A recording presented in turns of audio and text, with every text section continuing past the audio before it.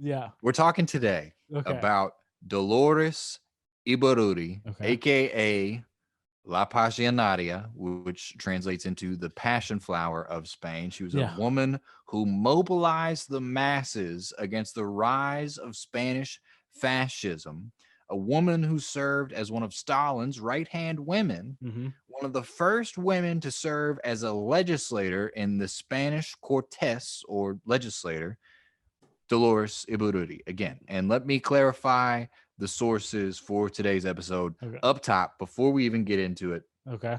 We have They Shall Not Pass, which is the autobiography of Dolores Ibarruri, published by the International Press, I think in 1966.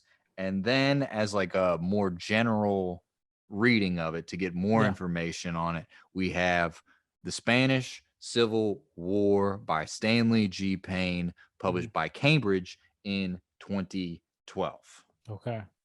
And it's a you know Henry's done a lot of research here. He's looked into this, and the dynamic between these two books is gonna be funny.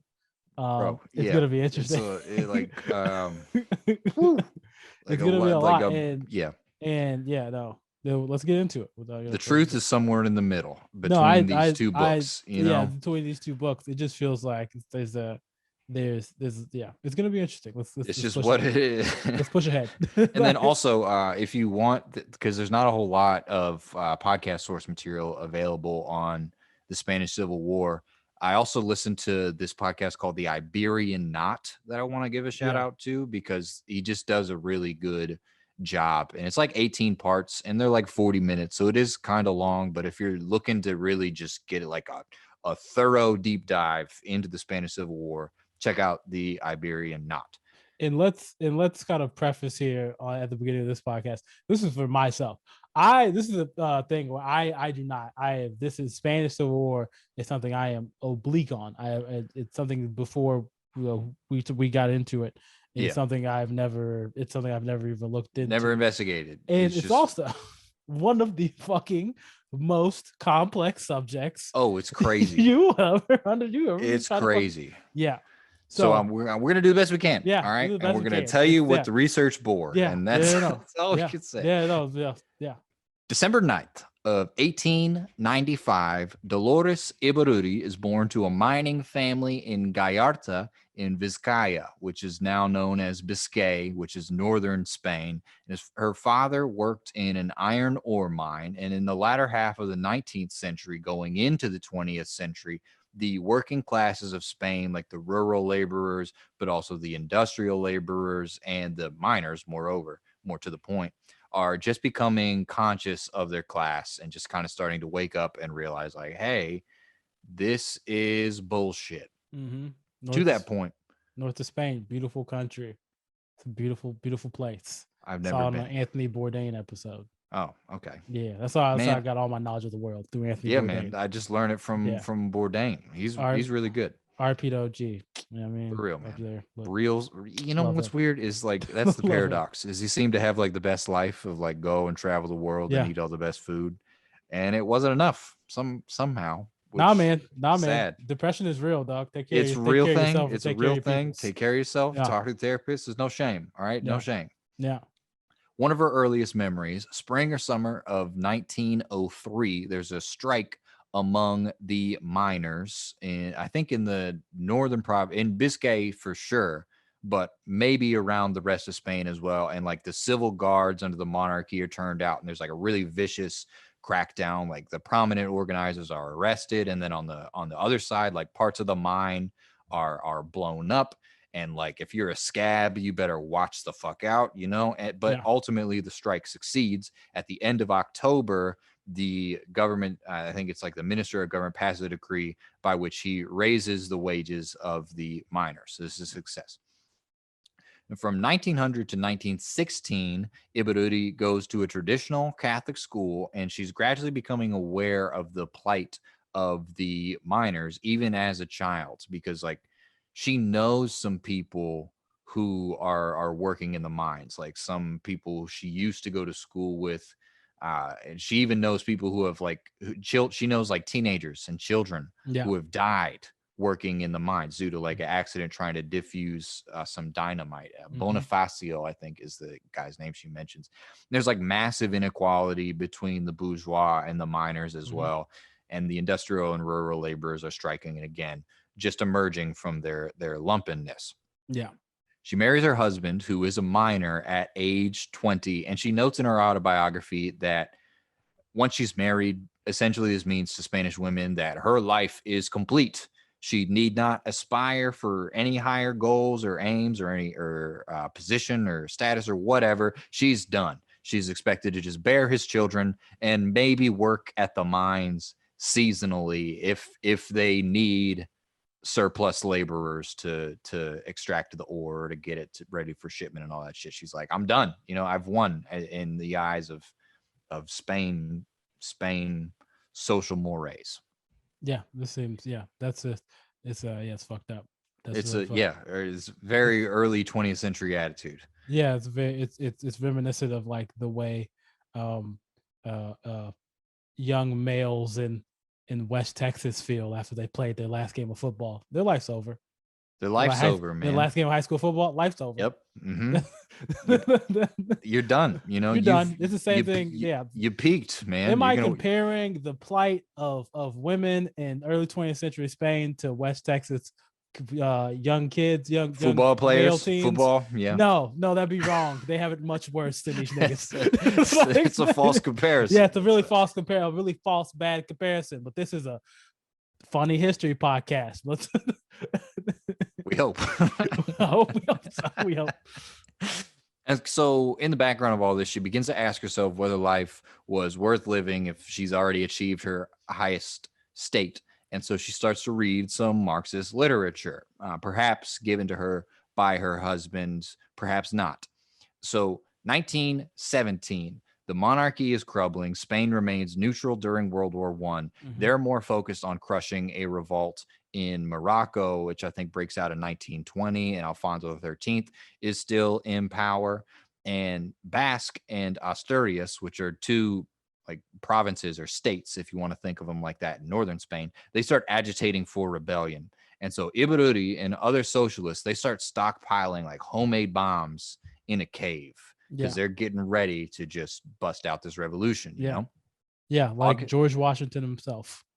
Basically, yeah. Just start mobilizing to just get ready for it. Just do it. Let's just do it. Let's stop talking about it. Yeah. There's a lot of chit chat going on. Not a whole lot of action, fellas. Dump the tea in the harbor. Dump now. The tea in the harbor.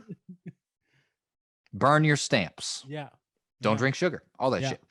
August 10th, 1917, the uprising fails, and Ibarruri and the others have to destroy all of their bombs, which I imagine was quite the ordeal if you've got like a whole little cave full of bombs. Isn't it literally just a match? It's just a match. It could have been a bad day for somebody who's just smoking a cigar or something, you know? Just throw the cigar, and then that literally blows up. The bombs blow up other bombs. I don't think that's the easy day. A huge chain reaction. It'd be crazy.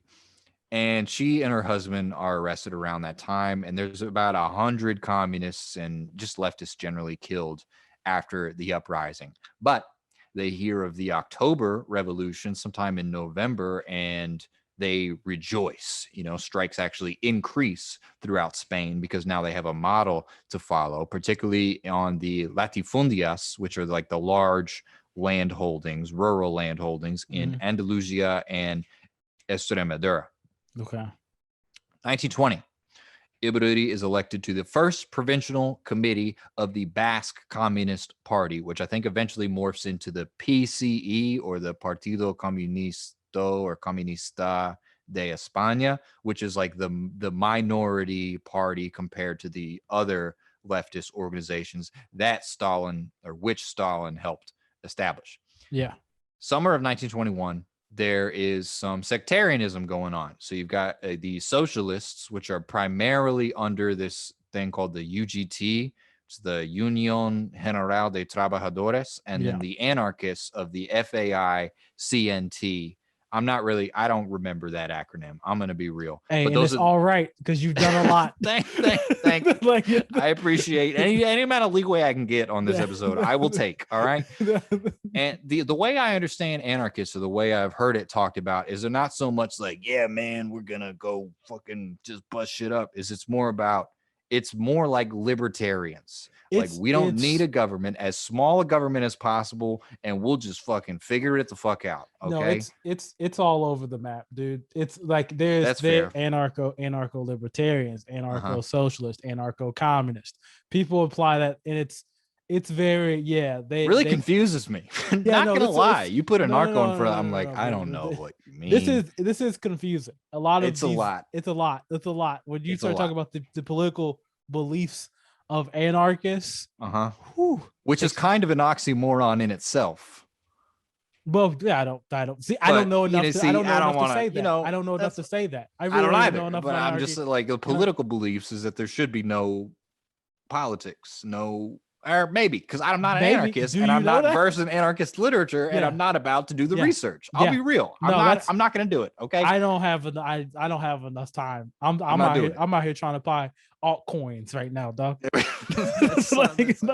I run a small business. I'm not an anarchist. All right. I'm gonna be okay. And so the anarchists and the socialists are both larger than the PCE itself, but all of those three sectors of the left, they're all like courting the unions because they recognize that that's you got power in bodies, and so that's what you want to get. And Ibarruri herself is organizing miners by like getting them registered in the ranks of the Communist Party, and also organizing strikes. Yeah. Organized labor is the foundation of any leftist movement. Yes. You don't have a leftist movement without organized labor. So some of you niggas like, oh, we're gonna take it over tomorrow, and you don't have proper unions, you have the support of unions, you ain't gonna do shit. Also, if your employer is telling you not to form a union, fucking quit that job. Find somebody who's gonna respect you. Okay. All you niggas that work at Amazon, we're talking to you. Solidarity, man. Best of luck. Don't buy shit from Amazon, G. It's wild. Man. It's wild. So in 1923, there is the establishment of a dictatorship under General Miguel Primo de Rivera, and he starts jailing and persecuting communists, and there's like a widespread censorship of the press during this time period. It's around the same time that Ibarruri gives birth to triplets, only one of whom survives, unfortunately. And the family is in dire economic straits because for the next 7 years, for the majority, I think, for all of Miguel Primo de Rivera's dictatorship up until 1930, Dolores' husband is in and out of jail, yet she's continuing to organize because she's got, like, I think 2 kids during this time period. And sometimes she's having to, like, bring her children with her to these meetings. That's how committed she is to the cause. Is she's like, I can't find, I'm not gonna stay home with them. I'm not gonna leave them home alone. So I'm gonna take them to the meetings, Yeah. So the left is agitating for an overthrow of Rivera, and some of the problems that Spain is facing during this time period. You have rampant inflation, and Rivera also never addressed the problem of land reform. He never broke up those latifundias, and so people are still starving and still downtrodden and still not making enough money to better themselves. And so there's a lot of tensions and a lot of inequality that needs to be addressed. That's like it's interesting because people always have, like, there's a lot of governments that have land reform in their, like, a distribution of wealth in their, like, their constitution or whatever, like their thesis or whatever, and then, like, never gets done.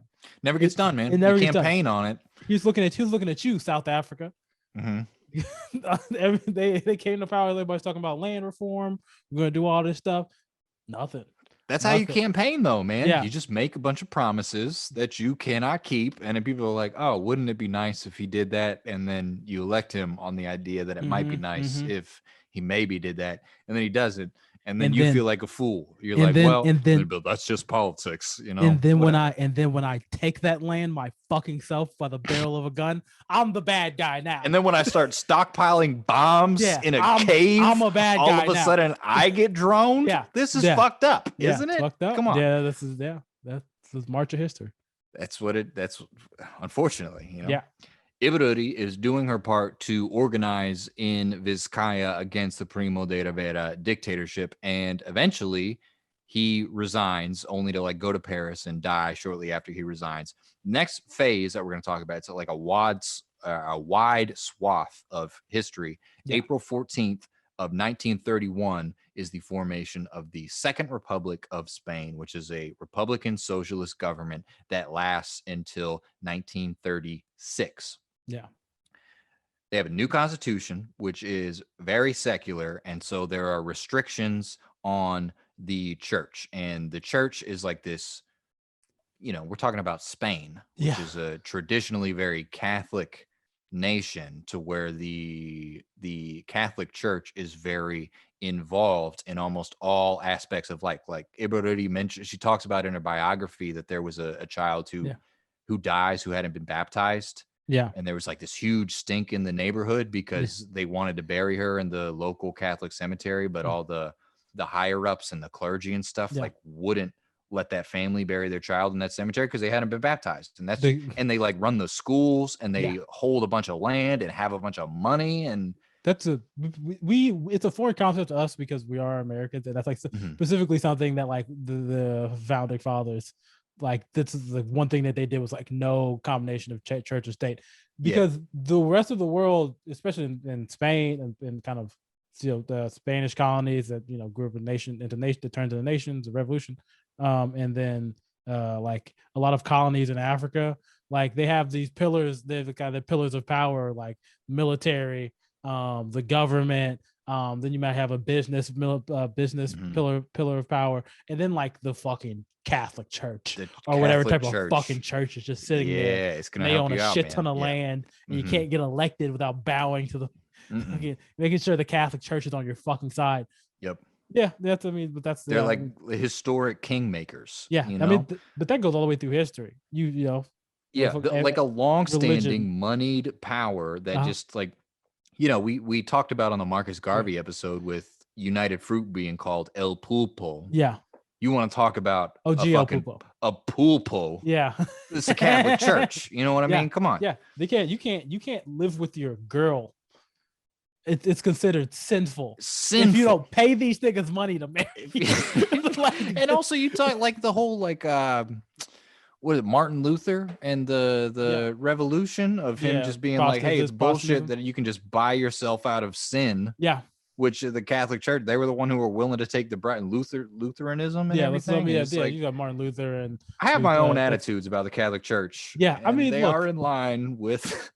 I mean, I don't specifically just hate Catholics. That's how you get into clan territory. As again, don't hate Catholic. I hate most religions. Yeah, maybe not hate, but just like hate the abuses of most. I realize, no, they all have pros and cons. Some and of I these say this have as a like, lot more cons. Yeah, yeah. I went to church like maybe 3 times when I was in my formative years. So I'm saying that from my like flimsy little background. I went to church today. Was it good? Yeah, it's good. It's good. So it's a quarantine church, dog. Oh, okay. I'm in my bed on my phone. And so that being said, with the restrictions on the church, there's also a lot of violence during the Second Republic against clergymen. Like priests are being like killed in the streets, and some churches are being destroyed and burned down. And I don't want to like apologize for that too much, but this is basically just long-standing anti-clericalism coming to a head, and that the church is viewed as a moneyed and landed institution, historically corrupt and also intertwined with the monarchy, and there's like rampant inequality. They're viewed as this long-standing central pillar of power that is perpetuating this inequality. And so I can understand that there's a certain amount of rage there. They are a moneyed interest, and they are the bourgeois of this like they are that, right? And landed interest and all that. But then also you got the dynamic of like, are they touching these kids out here? Also, you combine also that you can be like, yeah, these guys are kind of bullshit, right? Yeah, like you combine all those things, bro. Like they just keep getting transferred from province to province, and then they got and there's still the reason why you can't live with your girl when your mom calls And it they're still sinful. telling me what I should do with Yeah, my life yeah, when they're over here doing heinous shit. heinous Like, things, okay, you get off of that fucking pedestal. the Like maybe nastiness. nastiness. Exactly.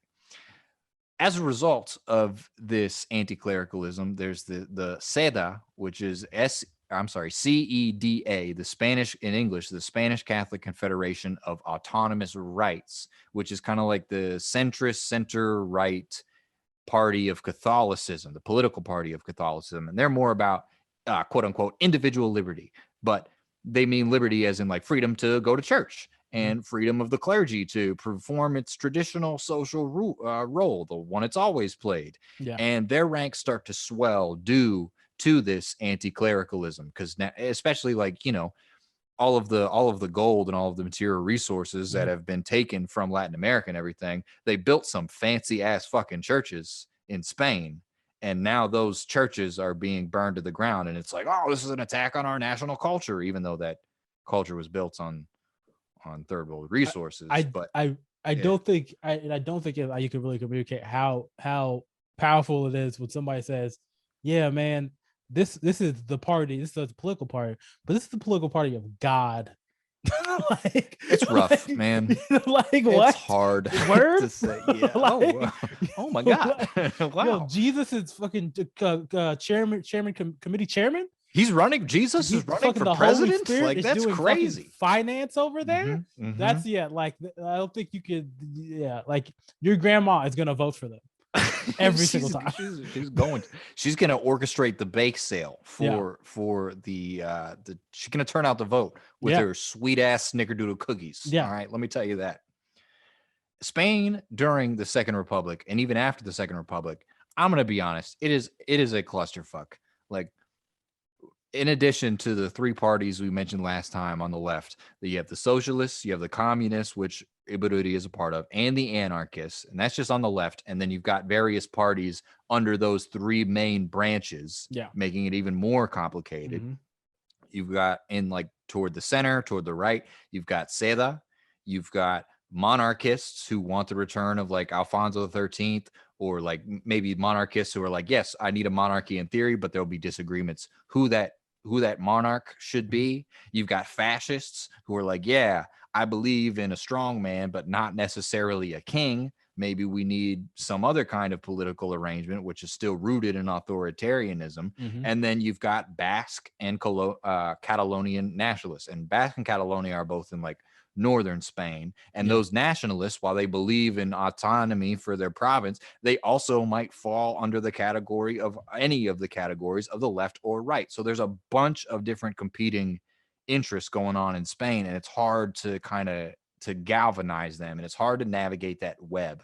Moreover, They're still Catalonian nationalists to this day. Like they're yes, still like they're still like it's a major movement. still swinging, man. Yeah, and again, we say all that to say this is to say this is a really difficult subject to get to understand, to cover in one podcast. Like, come on, it's that we are not gonna hit. There's a lot to cover, man. And like in the broad strokes, nobody is really happy with the Second Republic. Like the right is against it because they perceive it as leftist, and it is to an extent. But the left thinks that it isn't really leftist enough, and that they're not really dismantling the latifundias. And the primary issue is they're not like redistributing the land. They're not addressing any of the issues that the left needs addressed, that's going to result in equality for the masses and all this stuff. Is they're not doing any of that shit. And so, like, why support this? Fucking Joe Biden president? Like Joe Biden, man. Like, why is this Joe Biden? You want to give me a $15 minimum wage? Okay, all right. You want to fucking gaslight me on that bullshit? Talk about like, oh, I'll do it, and then it's like, I don't know, guys. $2,000 checks and checks and shots. 1,400. It's like, you know what? All right, cool, bro. Whatever. All right, we have some issues. Sure. And there are also uprisings during the Second Republic from both the left and the right. In 1932, there's a rightist uprising under this guy, Jose Sanjurjo. And I think that might have just been under some personal shit, like he didn't get his promotion or whatever. But then also amongst the left, primarily in Asturias in October of 34, but it's like a broader uprising. Revo of 34 in Asturias, they're protesting the electoral victory of Seda, and this is what Stanley Payne is saying again. Yeah. And there is a very harsh crackdown by the army, primarily in Asturias, but again, it's also in other regions, by this guy, General Francisco Franco. Yeah. And the crackdown is pretty brutal. Like anybody who is associated with or like anybody who's suspected, it's basically like a war of extermination. And he's encouraging his men to like rape women who are of the left, and just like, we're going to come down with the harshest hand on this rebellion. And during all this, while this is going on in Asturias, Ibarruri herself, she helps orchestrate the flight of women and children out of the region. So she's doing her part to make sure that they're not caught up in Franco's violence. Yeah. Franco, been a madman since young. Bro, he got his like Got my start. stripes Yeah. in Morocco and everything. Yeah. And it was more of the same shit, that he was Yeah. like encouraged to like rape women and just be a Yeah. brutal asshole and kill whoever. Just very harsh shit. Yeah. Fucked up. It's fucked up. So as far as what Ibarruri does during 1931 and 1936, the party leadership, the PCE leadership, transfers her to work in Madrid to work on the newspaper, the Mundo Obrero, or Workers' World. She's arrested a couple times during the period, and she's like organizing hunger strikes to protest prison conditions inside of the prisons. And then similar to Angela Davis, they isolate her when she starts talking to the other prisoners like about communism and everything, and start trying to organize there. And so they're like, all right, you're going to solitary. He's also complaining about the books because they suck.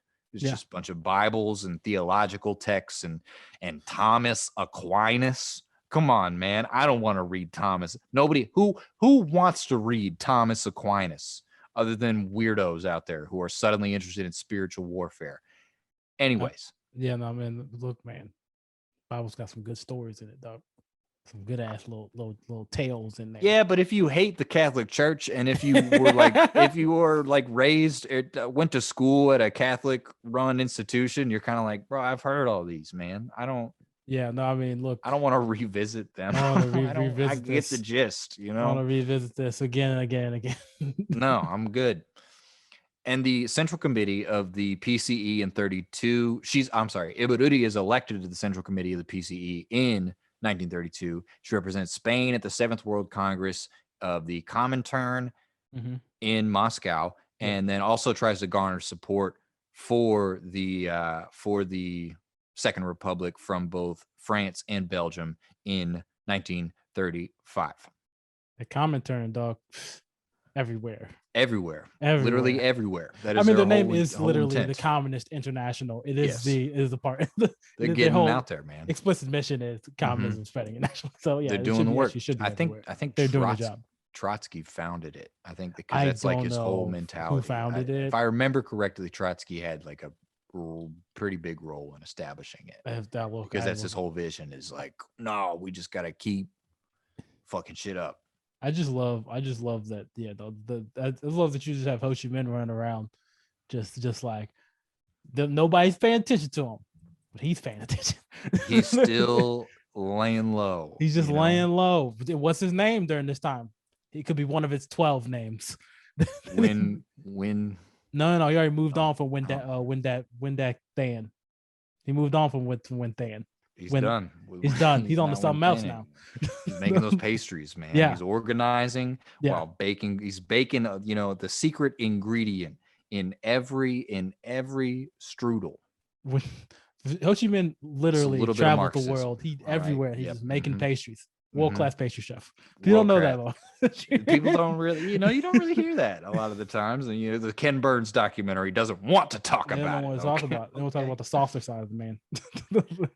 How we start sliding toward the Spanish Civil War. February 16th of 1936, there are, I think, general elections, and elections occur, and there are leftist mobs interfering with the electoral process. They're like destroying or confiscating the ballot boxes, and the rightists on the electoral boards where voting had to be repeated due to this either resigned or were like pressured into resigning. And then on March 1st, you get the runoff elections. And there's more intimidation going on. The results being that the Popular Front, which is the new name for like the left broadly, like anarchists, communists, and socialists, whatever you are, we'll take you. We're the Popular Front now. Yeah. They get 60% of the seats in parliament, one of which goes to Ibarruri. And in the book, the Ibarruri's autobiography, when this era like comes up, she just like, this is from Payne. Payne kind of talks about this, and then in the book, Ibarruri is, she's just like, oh, and she says like, we won a landslide, and then Payne's like, there was massive amounts of rioting that resulted in electoral fraud. And look here, dog. I don't know enough about this subject to say anymore. I don't know. One of the first things that is done around this time is Falange, or Phalanx, founded by Jose Primo de Rivera, who is the son of Miguel Primo de Rivera, the dictator, is declared illegal. And so they're forced to go underground. And Phalanx or Falange, it's basically like, I'll say it, if the Proud Boys had balls, okay? That's who that is. They're actually about like getting together and doing shit. I mean, that is kind of what the Proud Boys, they actually do hit people and do like fight people a lot. Like they're actually kind of a little bit dangerous. Daryl talk. No, I'll go we don't have time. We don't have the time to dive into the Proud Boys, but they actually do. Alex called them the. I call them the sad boys, and one time Alex called them the good boys, and I can't decide which I like better. I think I like the good boys. I really a bunch of think good boys out here. You know, we need to stop downplaying the amount of like assaults and violence the Proud Boys have. Yeah, they are gross. Yeah, they are literally gross people. Fuck them. Yeah. May of 1936, in Asturias, she senses that things are sliding towards war. Ibarruri tells an assembly to, quote, keep your powder dry and sleep with one eye open. That's how I sleep, dog. Gotta keep that powder dry. Gripping your pillow tight? No, just like you gotta keep the flower. She talking about guns. We're not talking about the same thing. I'm talking about Metallica, but that's cool. Oh no, dog. We don't take my hand. And we just lost all our listeners. Cross to Neverland. Okay. People came for history. They didn't come for this history. You know, they didn't come for this history. They come for you doing Metallica. July 1st of 1936. This is getting into the second phase of her life, and I'm sorry it took so long. The second phase of her second act of her life, called bloodshed. Phalangists break into a radio station in Valencia, and they broadcast that soon a quote-unquote syndicalist revolution is going to break out. And like, they are counterattacked, and their shit is hauled out of the radio station. There's a restaurant in response to this. There's a restaurant called Vodka, where the Phalangists regularly meet, and a bunch of other like casinos and clubs that are affiliated with the right are also destroyed, which basically proves their prophecy true to like centrists or like observers or whatnot, who are just like, oh shit, maybe this is the start of the revolution, even though violence during the Second Republic was pretty prevalent, you know, on both sides, I mean to say. Yeah. July 13th of 1936, Calvo Sotelo, who is a former finance minister under Primo de Rivera, is assassinated by a socialist. Okay. And this is like the straw that broke the camel's back as far as the breakout of the war. On July 18th of 1936, the Spanish army in Morocco rebels against the Republic. There's this guy, Emilio Mola, and Francisco Franco, as well as other top military leaders. They had long been like building a network and trying to, you know, conspiring and whatnot. And so the result of all that networking, if you want to think of it like that, is that military barracks across the country also revolt. And then behind them, they've got the support of the Phalangist militias.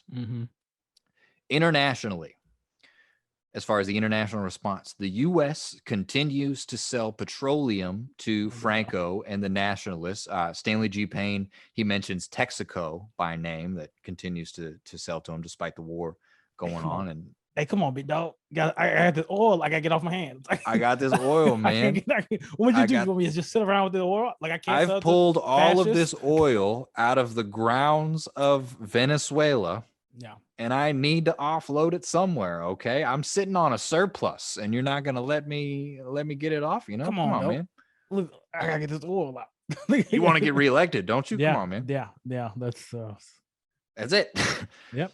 FDR, he's sympathetic to the plight of the republic, but the U.S. public broadly, like the citizens, are like going through their phase of isolationism, Mhm. of which, uh, or from which Pearl Harbor would wake them up, of course, 5 years from now. And then Yeah. an appeal to national aid, the Spanish Republican government begins to frame itself as a peaceful government, like committed to democracy. And yeah, I mean, Look at me. It's a complex. kinda. It's a complex. It's complex. They definitely once you get to this point, now it's like there's complex stories about what's going on before that. But once you get to this point, dog, it's Franco versus everybody who's not with Franco. Yeah, And if you are not, if you got to be on the side that's against Franco, because if you're yeah, on the Franco side, that's mean you on Hitler's side and that's Mussolini's troubling. side, Yes. and that's how Yeah, you get, yeah, and that and that's how you end up at Nuremberg, right there. That's how, yeah. yeah, So there's a non-intervention agreement signed in August and September of 1936. So like right 2 months after the war breaks out.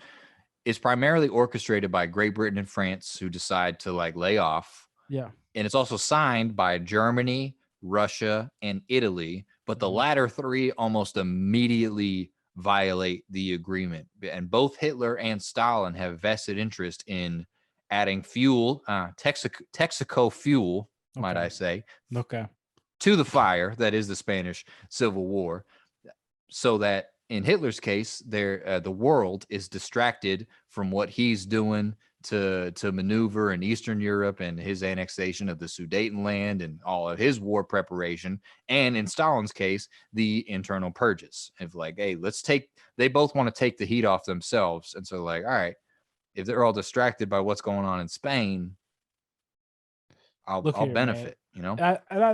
I mean, would you say a part of it is like they want to? It's also a proxy war. Yes, It's a proxy war. Like people are testing out, and as we see yes, in later, I mean, during this conflict, people are testing out the maneuvers and their forces, how they'll fare in the war that's to come. Like you have the Luftwaffe and all that stuff, just yeah. doing blitzkrieg, like trying to understand it Yeah, the before it. the Luftwaffe I heard on the Iberian Knot is actually the reason why Franco was able to get his forces from Morocco, where they Yeah, initially rebelled, to mainland Spain, because the navy was either incapacitated or primarily sympathetic toward the left, yeah. and so they weren't able to ferry their troops across the strait because they didn't have any ships. And so Hitler was like, "All right, just use my Luftwaffe," And and Luftwaffe comes in, they do they shit, and Luftwaffed it up, they man. Luftwaffe it up, and then they be bombing kids and children And in then they cities, did a and bunch of other yeah, and just do bunch of just other heinous yeah, shit. yeah, heinous shit. So another thing that I thought was interesting is that Spain's gold reserves are the fourth largest in the world, and like right at this time, and right as the war is breaking out, they decide that they're not really safe inside of Spain, and so they send them to they send them to Moscow. Yeah, And I heard that Stalin, in basically an aside to an aide, he's talking to him basically just like, "Oh yeah, they're never gonna get that shit back. it's It's in so Moscow now, man. yeah. I'll No, I take it. mean I'm that's a keeping it." yeah. That's I mean that is solid.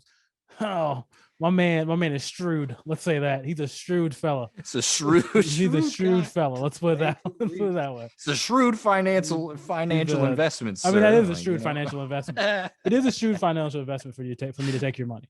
That just is a swindles them. Like, that's a very shrewd financial investment for me to yes, shoot you in your face and take your money. take your money, man. Yeah, That's cool. Like, yeah. yeah, if you insist, I If you guess, insist, though. I have If you no insist. problems with this. Yeah.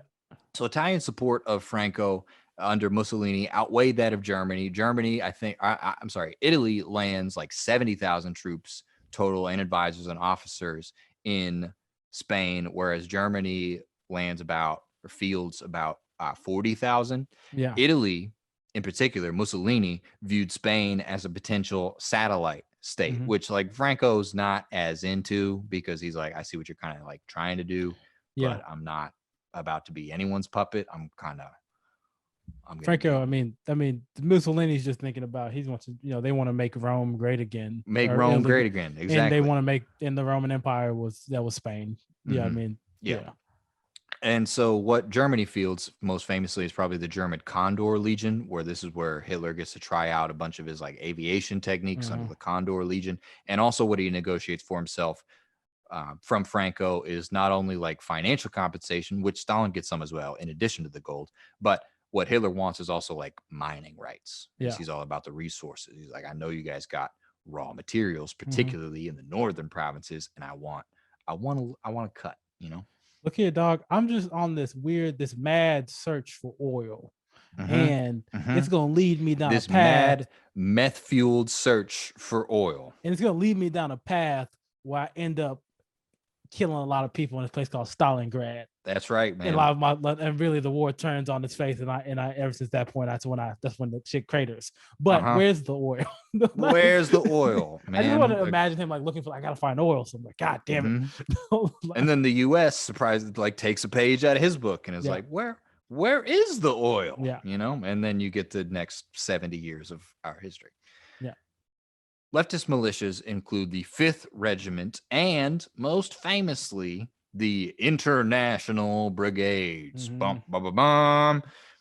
The largest amount of international fighters or combatants come from under the international brigades, that is, which is like I think it's like a branch of the Comintern, isn't it? Or like the Comintern organizes the international brigades, I'm pretty sure. I am not sure about that. I am not a professor of Comintern history. I'm Okay, just gonna say that up front. we'll get The, there. the international brigades are in, from my understanding, it's not. There's a lot of people that go fight in those international brigades. They're just Hmm. like, it's like an American, like it's like young, like if you're like an idealistic American in 1936 and you're like of fighting age, you were like, I'm gonna go fight in Spain because it's we're gonna go fight the fascists. And Yeah, that's what people did. Like, I but don't know if also like it's I'm gonna go fight the fascists in Spain because I'm sick of working on my dad's corn farm.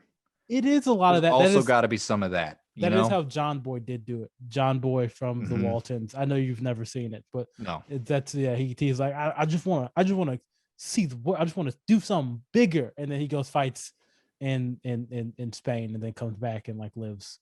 I'm pretty sure he like, I don't forget how he lives, but like there's a weird part of that. I was like, why the fuck is he going to fight in Spain? all, all I've seen is Iowa. Do you understand me? There's got to be Not even more to Iowa. life. It was Virginia, but like the Appalachian part of Virginia. Ugh. Um, Ugh. I don't mean to uh, be so elitist about that. I'm sure it's very pretty if you enjoy hiking. is I do not. I was born in Virginia. I got love for Virginia, but yeah, I think his thing was like also. come Oh on. yeah, it was. His whole thing was like about the kind of fascism, like about how like it was a fighting fascism. From my remembering of the Waltons, I may be mischaracterizing the Waltons, but nobody ever really talks about it. So you should be glad I'm shouting them out on this fucking podcast. There you go. Same thing with Iberian Knot, man. Here Yeah, we are, just niche shout outs. That's what we do. yeah, That's what yeah, we do yeah. now. The largest or the countries that send the largest amount of troops under the international brigades is like Germany, France, and Italy, as well as like Hungarians and Polish people. And then you also have people from like Latin America and Americans. I read in the Stanley G. Payne book that a lot of the Americans that come are Jewish as well. And then just 41,000 is the number that is given by Payne as far as the amount of troops fielded under the international brigades. Some of the more famous people, and as far as like their political alliances while the Spanish Civil War is going on, Hemingway comes over and he fights in favor of the left and the Republicans. And he writes, I said, farewell to arms. That's not right. It's for whom the bell tolls that Okay. Hemingway writes about the Spanish Civil War. George Orwell also fights, I think, in favor of the left. Picasso, I don't know if he fights. I know he is a leftist. And Yeah. then Salvador Dali, Mm-hmm. he's in favor of the nationalists. Okay. Okay. There was always something I didn't like about Dolly. So you see all those weird surrealist paintings where Yeah, you're like, what the fuck's going? There's a little bit of a nationalist twinge yeah. going on Okay. behind Dolly. All right. Yeah. Okay. Wow. I didn't know But that. also, Now what the fuck do artists know? So maybe but I don't know. I don't we know. shouldn't. I mean, we shouldn't I say don't that know. as we're two comedians who kind of claim to be artists. Okay. Yeah, but All we right. read. I don't know how much Dolly read though. That's all I'm saying.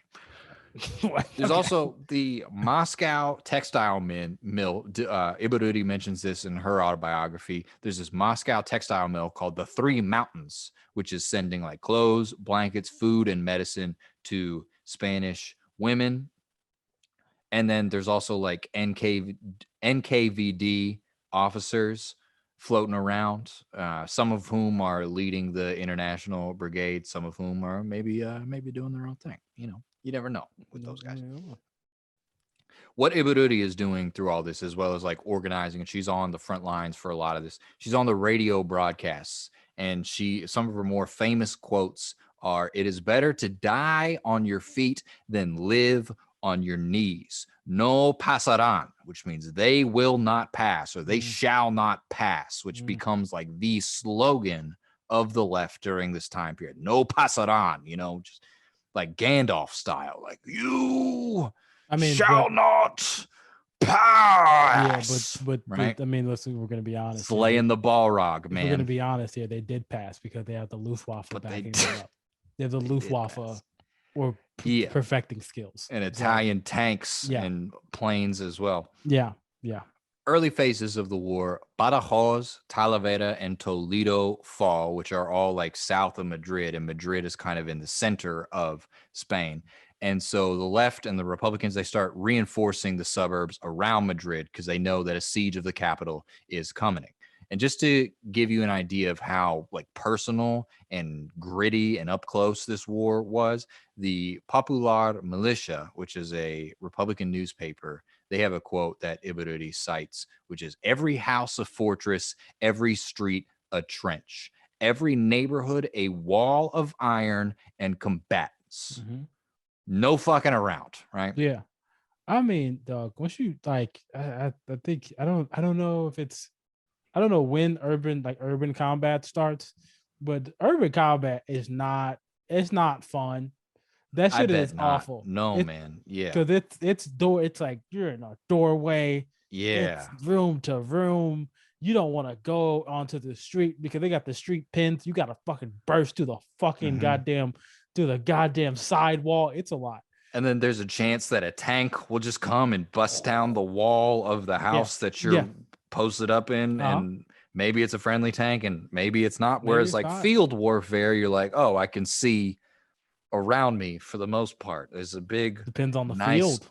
open field. Depends on the And I field can though. see at least a mile ahead of me, and I see the little specks and dots. But you got all these obstructions in urban warfare, you know? It's just claustrophobic. I'm saying, yeah, for sure. November 1936, the siege of Madrid begins, and the left is able to hold out for a while. They actually hang on to Madrid for quite a while. Yeah. February of 1937, Franco and the Nationalists, they attempt to cross the Jarama River, which is like I think southeast, or it's like I'm sorry, southwest or like west of Madrid. They're trying to approach Madrid from a different angle. There's a painting that I'm going to post on our Instagram because Ibaruri is like there on the front lines, and that's the subject of the painting that I'm gonna post. Franco's trying to like take Madrid again from a different angle, and the fighting at the Jarama River is like the first time that the larger units met in battle. I think because it was more open, like we were talking about, but Yeah. they are repelled, and so in response, Franco decides to focus on northern Spain Mm-hmm. rather than focus all his efforts in Madrid, because one of the province in northern Spain is a place called Navarre or Yeah. Navarre. I think it's Navarre. They have a bunch, that's like a nationalist stronghold Okay. amongst this group called the Requetes. They provide the nationalist forces with like 40,000 volunteers, which I think Payne said this is the most out of any internal Spanish province. So Mm. he knows he has allies there. And so he's like, all right, Yeah. I can't get Madrid. I'm going to go north. Fuck it. Yeah. This gets into the third and final act of Ibaruri's life, which is From the Ashes. April 26th of 1937, Guernica in northern Spain, the province of Biscay, as part of Franco's northern front.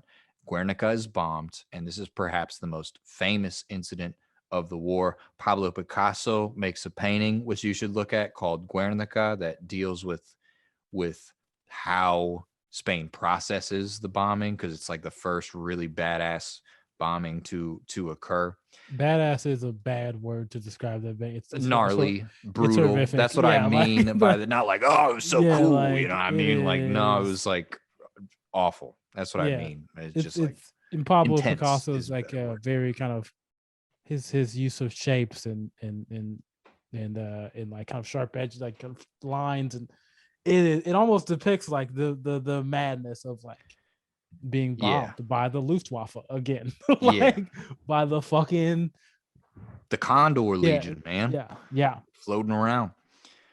And then out of all of this, like while this northern assault is going on, May 3rd to May 8th of 1937, you've got the May Days or the May Day revolts. And this is like, it's crazy. It's crazy to me because you have like, I read that it was either battles, but I think Ibarruri says that it was collaboration between the FAI CNT, which is the anarchists, mhm, and the POUM, or the Partido de Obreros Unidos Marxistas, or the Party of United Marxist Workers, roughly. yeah They like collaborate and they decide, this is what Ibarruri is saying, that uh the Spanish left, the Republican Spain, the Republicans are about to lose this goddamn war, so let's just force collectivization and try to realize Lenin's dream of utopian 1917, 1918 Russia, which puts them in which forces them to, they're naturally conflicting with the Catalonian government because they've got their own government, because they're like nationalistic and want their own independent yeah province, and they've got their own independent province. They've got their own government called the Generalitat under this guy Luis Companys, and he's like a leftist, and he's trying to talk to the Popular Front, as it were, like the broader Popular Front, yeah like the communists and everything. yeah And you've got these anarchists and these like Trotskyists who are just trying to launch their own revolution while a yeah war yeah. is going on. I And mean what Ibarruri says, to put it in her words, is she says that an anarcho Trotskyite front, mhm, so a front aside from the Popular Front, yeah wanted to establish libertarian communism. An mhm, anarcho Trotskyite front yeah wanted libertarian communism. yeah. I'm like, what? These are so. Here's the Like in the thing. middle of a war? Yeah. No, people do that all the time. Like it's like yeah. People yeah. I've seen. We've read the history. You know, the people Just do. try to pop off some crazy shit. Yeah, that's not. In I my mean, mind, it is like this is the there's a worst time war. to be doing this. No. But like this, it's the worst. It's the worst time to be. This is the worst time to be doing this. Yes. And but like people have different ideas, so they're just like, look, let's get it going this way right now, because Let's people want to get there. yeah. They want to realize their ideas. I mean, look, people have different objectives. That's the is this is time, this man. is this a bad time for this objective? Oh yeah, no, you got Franco in the Luftwaffe on your I ass. think you You got need to to kind deal of chill out with and let's get this thing won you're kind of first, but being then like externally invaded by other countries yeah and shit. And there's also like a revolution already underway by somebody who's going to be yeah brutal brutal, who's brutal going to suppress you once they can. Like yeah you got a much larger fish to fry. Like now's the time to try to pop off this revolution in Barcelona. Like yeah. I mean, look, that's man, kind of crazy. I'm it's like, what? it's it's I mean that's I mean look, that people have different objectives. People want to try to get the shit popping. It's yeah, I've seen I don't know. I would say it was crazier, but I've seen it. Yeah. I've seen people go like, I mean, we've read the history of being like of people just like in of all political stripes just trying to get some stuff going. It's like, dog, Uh-huh. now now, But but you right now, now, come on, man. yeah, like so, Now's the time. yeah, like It also kind of reads like, oh, you guys aren't communist enough. yeah. I We're mean, gonna be super you that's guys aren't the the real communists. And it's like, okay, cool, that's dude. their literal. All I mean, right. that's their. I mean, they're trying to do it now. You're hipper than us. I get it. It's cool, man. You don't have to show off and fucking ruin the war.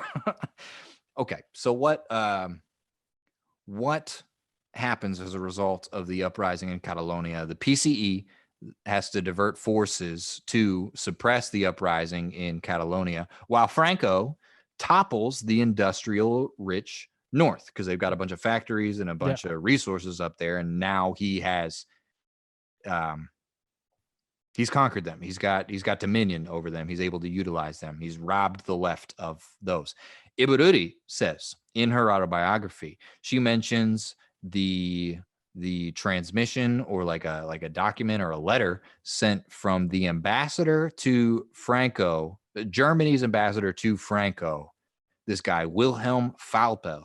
He sends a dispatch to Hitler basically saying that Franco's guys were the ones responsible for starting the riot. Like he had some provocateurs and saboteurs inside Barcelona that popped this shit off as a false flag in order to divert forces away from the north. That way Franco could topple it. I've also no, heard that the that Stalin is the one who orchestrated it. And this is just from Wikipedia. This isn't from Ibarruri's autobiography or Payne for that matter. yeah, That they wanted to annihilate the POUM, which was kind of Trotsky-ish. And Trotsky, I think he's in exile at this point, and they're trying to annihilate any safe haven that he might have. So yeah. Okay, I mean, competing ideas of what's going on. yeah. So well, it's interesting. Interesting, like yeah, it's interesting. Closing out the war, getting to trying to get through it. The summer of 1937 to summer of 1938, there are attempted counteroffensives from the Republican forces, most notably, I think, at Teruel, which is kind of east. It's like northeastern Spain. It's attacked by the Republican forces to distract Franco from approaching Madrid from another angle, but on February 22nd of 1938, Teruel falls, and Ibarruri mentions the defense minister Indalacio Prieto's refusal to reinforce it because the government didn't take these threats as seriously as the fifth regiment and the people on the front line did naturally. Yeah, But from Teruel, the reason I think it's important is because the nationalists are able to march east to the Mediterranean Sea, and so they cut off Catalonia entirely, which again was like Republican and sympathetic to the left. And so they split the territorial holdings that Republican Spain has in half. And so now he can divide and conquer, you know. March 16th to 18th in 1938, there's the bombing of Barcelona by Italian planes, which is ordered by Mussolini over Franco's head. Like Franco doesn't give it his consent, but Mussolini does it anyway, which is actually the worst bombing of the war by either side, not Guernica, just Guernica happened first. And then April of 1938, there's a new Republican government that is formed. They announced the 13 points. One of their stipulations is they call for like a national unity government. And they would include the right in this government if they wanted to like basically retry democracy. mm-hmm. But others of those 13 points are basically socialist talking points, basically about like land reform and whatnot. Yeah, And the nationalist governments basically say, no, we can afford to hold out. Like we yeah, can afford not to participate in this. You know, yeah. No, by now they're like we're doing okay. Yeah, we might actually win this thing. So let's kind of just yeah, they're like fast, just like yeah, we might actually kind of can pull a hold out and get a little bit better. We're okay, man. We're Might good. get all We're our good on shit. We this might get offer. all our You know what I fastest mean? dreams. Yeah. We Yeah. just hold on out. We don't need to concede to your 13 points. We've Yeah. got our own 100 that we'll implement once we win. And one of those points is me is somebody with a uniform shooting you. So I mean, yeah, that's one of the points. we're gonna pass, big dog. We're gonna pass. It's all right. Yeah. July 1938 to March of 1939. This is the conclusion of the war. The Ebro River in northeastern Spain, kind of like near the border with France, is crossed by the Republican forces called the Army of the Ebro. It's like a last-ditch effort to support Catalonia, and it's one of the last like really difficult battles. Ibarruri says that Germany finally uses its heavy artillery to repel the Republican forces. The international brigades withdraw from Spain in November of 38. They like the last thing, the last big thing that Ibarruri mentions that the Republican forces try to do is they assault Granada. Yeah. And that begins like around the same time as the collapse of the Catalonian front. So like December 38, January 1939. By late March of 1939, there's like another revolt under Colonel Segismundo Casado. And he basically just hands the government over to Franco because the socialists and the anarchists viewed the war as over, but the communists kind of wanted to still hold out. Yeah. And then Casado revolts. He takes control of the government and he basically hands it over to Franco. Primary errors made by the left and why Franco and the nationalists won this war is they didn't mobilize their or utilize their fleet really. That there was some, they might have had more sympathy amongst the Navy, but they just didn't really coordinate with it. The nationalists received better aid from Germany and Italy, but more to the point, they were not as united primarily, or like this is a revolt from the right, from the military, Yeah. and they're mostly in lockstep as far as what they need to achieve, where you've got like revolutions in Catalonia and 3 different leftist sects. Yeah. That kind of like fractures the left and makes them not as strong as the right. Yeah. Because I In mean, this the instance. military is like they're literally following orders in there. Like some like they literally that's what the whole thing is order. Yeah. This kind of they build that whole shit around, and Yeah. you got dudes who are just like we're during the revolution in Catalonia, like there's a proclamation from the anarchists where they're like, we're anarchists, right? And so we don't really believe in like military formations or military discipline or anything like that because we're anarchists, and that kind of goes against everything that we kind of fucking believe in, man. And so we don't believe in military. Wait, what like, book? okay, You're gonna lose. Wait, hold up. This is in Pain? This Or was no, it this is in Ibarruri. in Ibarruri Rivers book? says that The the anarchists were just anarchists say all like, right, oh, we're good on military and formations, man. that is how that's how you We're lose. not really bad at. That's how you lose a war. That's how you That's lose. exactly That's how what you I'm lose. saying. That's exactly how you lose a war. You're Like, crazy. Like, come on, no, guys. you could do like guerrilla warfare, but within guerrilla warfare, it's an extremely well planned military operation. Nah, we're good, man. We're just gonna kind of manifest this revolution, bro. We don't need to plan it. Yeah, We're just gonna do it, man. Yeah, that's how you lose. That's how you That's lose. how you lose. That's exactly how you lose. That's That's exactly what how you I'm lose saying. that thing. 1939 to 1960, getting into the like final, last stretch. Ibarruri is in exile in Moscow. Her son Ruben dies fighting in Stalingrad as on the side of the Russians. She's broadcasting on Radio España Independiente, kind of speaking out against Franco and everything. The Secretary General of the PCE dies in 1942, so she assumes that role. Yeah. And then from there, presumably her and Santiago Carrillo, they start conducting an internal purge of the PCE from 1947 to 1951. And this is according to Enrique Lister, who is like one of the leftist commanders during the war. Like he was at Ebro and all this stuff. So it's not like this is coming from the inside, which, take that with what you will.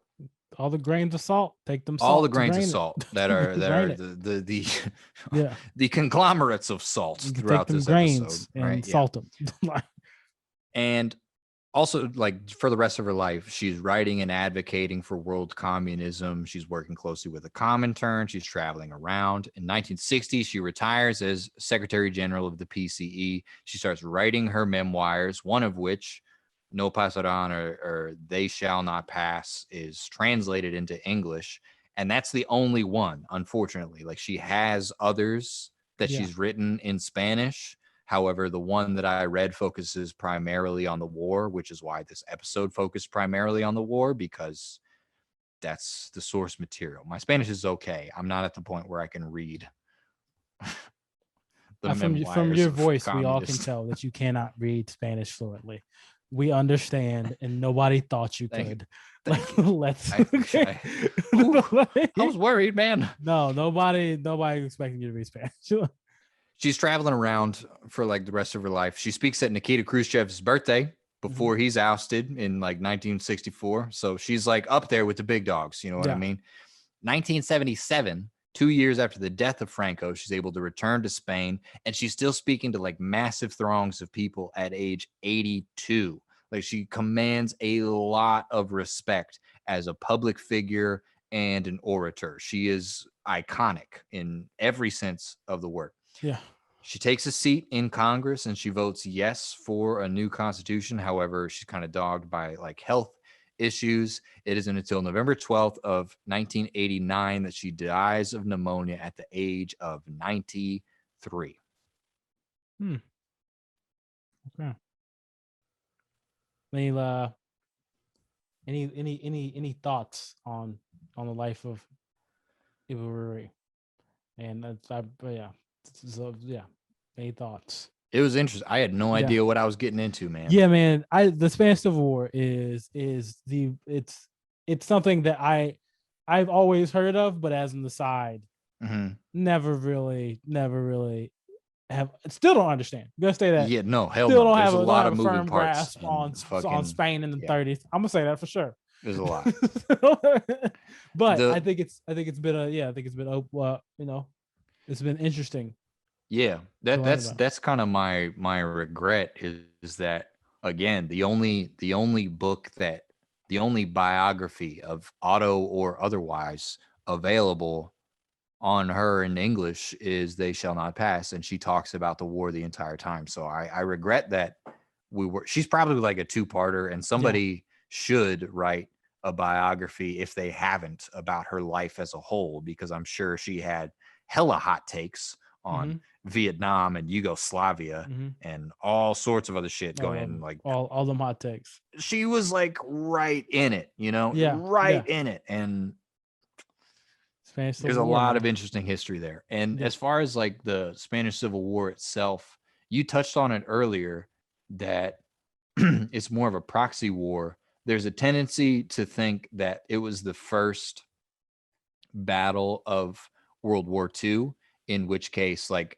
what Bleeding Kansas was for the Civil War, the Spanish Civil War would be to World War II. Yeah.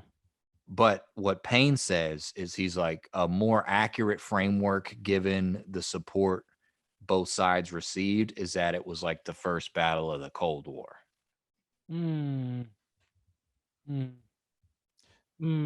then that would put that would put that would make the U.S. the fascist. That would make U.S. the fascist. Which I mean, if we're gonna line that, I don't know. Payne had a hot take at the end. I don't know, man. He snuck it in there. Did Payne have a hot take at the end? He was trying to get off. He did, man. He had. All right, my man. It's I thought that was going a different place, and now that came up with a new hot take. So, okay. All right, maybe, guys, that's been our episode. Guys, we want to thank you for listening. Who are we doing next week, Jimmy? Next week, oh my God, I am so excited for next week, and I hope you are too. We are talking about the bandit queen of India, Pulan Devi. Guys, a very powerful story. She's really cool. Yeah, man. And so, if you guys want to thank you again for listening to our episode on Dolores Ibarruri. I can't say the word. Dolores Ibarruri. I can't do R's like that. Roll those R's, bro. I can't roll them. All right, guys. Guys, please follow us and listen to and like and follow us on all social media platforms. All that shit. Hard Fire History on Instagram and Facebook, HFH Podcast on Twitter, Hard Fire History on YouTube. Follow me at Joshua B. Stokes on Instagram and Twitter, Joshua Stokes on Facebook. Henry, where can they find you at? You can find me Henry E. Price on Instagram, just Henry Price on Facebook. Guys, we love you. Thank you for listening to this episode. Please come back, tell your friends, your family, everybody, and we'll see you guys next time. All right? That's right. Peace.